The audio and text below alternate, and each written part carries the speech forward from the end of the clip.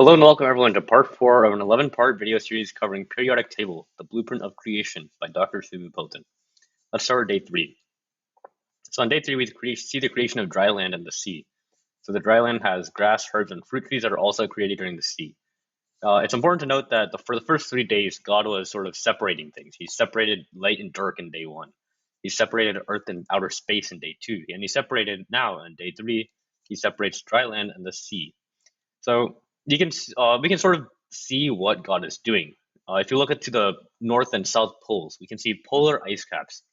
These are basically masses and masses of water that has been frozen into ice, and because of that, we have dry land. It's sort of the sea sort of parted because of how little water there was due to the polar ice caps. That's why when you see global warming, what is really happening is that God is, or not God, but carbon is sort of heating up the earth, making these ice caps melt. And because it's melting, we're starting to see the sea levels rise, which in turn affects the coastlines and sort of starting to submerge the coastlines that we have. That's why Florida is in danger of sinking below sea level in a few years. In period 3, we can see sodium, magnesium, aluminum, silicon, phosphorus, sulfur, chlorine, and argon.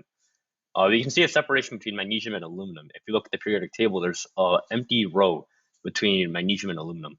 There's empty space. This is significant because we can see that magnesium is found in the mantle of the Earth, while aluminum is the third most found element in the continental crust. Again, it's displaying that separation, that transitional period is not there. Seawater contains salt, specifically NaCl, both elements which are found in this period. Both NaCl is the most common salt you'll find, period, because it's the most common salt in the sea.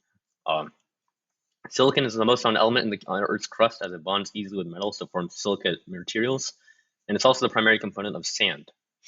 So magnesium, phosphorus, sulfur, and chlorine all play crucial roles in plant life, especially in the photosynthesis process by which plants are able to grow.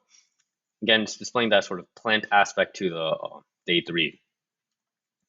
Group 4 consists of the carbon family: carbon, silicon, germanium, tin, lead, and flavium. Carbon is the backbone of all cellular living organisms. And if you look at a cell, you'll find that it is really composed of long chains of carbon. So the carbon bonds to itself, and that carbon may bond to 3 other elements. Silicon is the most abundant component of soil and the Earth's crust in general, as mentioned before. And that wraps up day 3. We appreciate you watching. I hope you have a good day. Bye.